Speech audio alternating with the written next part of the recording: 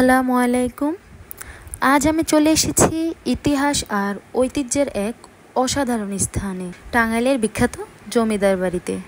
চলুন আপনাদের নিয়ে যাই প্রাচীন সৌন্দর্যের ভিতরে। টাঙ্গাইল জমিদার বাড়িতে মূলত আমরা 3 জন গিয়েছি। ভিতরে ঢুকেই আমার মনটা ভরে যায়। এই জমিদার বাড়ির বয়স প্রায় 100 বছরেরও বেশি। আমি সামনের দিকে যত আগাচ্ছি এর সৌন্দর্য দেখে তত বেশি মুগ্ধ হচ্ছি। এই জমিদার বাড়িটি সামনে থেকে আমার কখনো দেখা হয়নি, আমি প্রথমবার সেখানে গিয়েছি।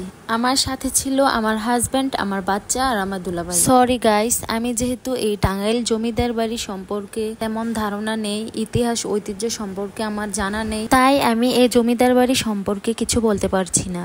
কিন্তু এই জায়গাটা আমার অনেক ভালো লেগেছে। দেন আমরা একটু সামনে আগাই।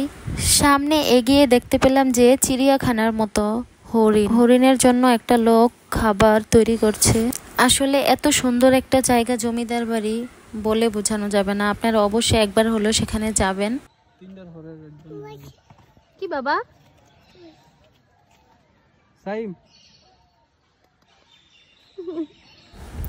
এখানে বিভিন্ন রাইডস রয়েছে, বাচ্চাদের জন্য অনেক সুন্দর ব্যবস্থা রয়েছে বিনোদনের জন্য।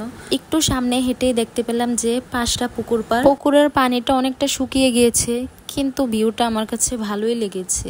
আমরা একটু সামনে হেঁটে যাই, কিছুক্ষণ দাঁড়িয়ে থেকে কয়েকটা ছবি তুলে তারপর চলে যাই কালিদাস মিষ্টান্ন ভান্ডারে। টাঙ্গাইলে এসেছি, সেখানকার চমচম খাবো না তা কি হয়? তারপর আমরা চমচম ট্রাই করলাম। প্রথমে আমার দুলাভাই খাচ্ছে।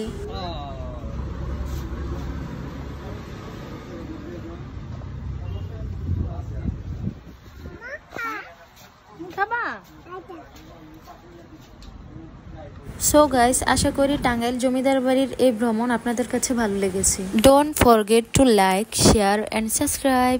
C you in the next video. Bye by.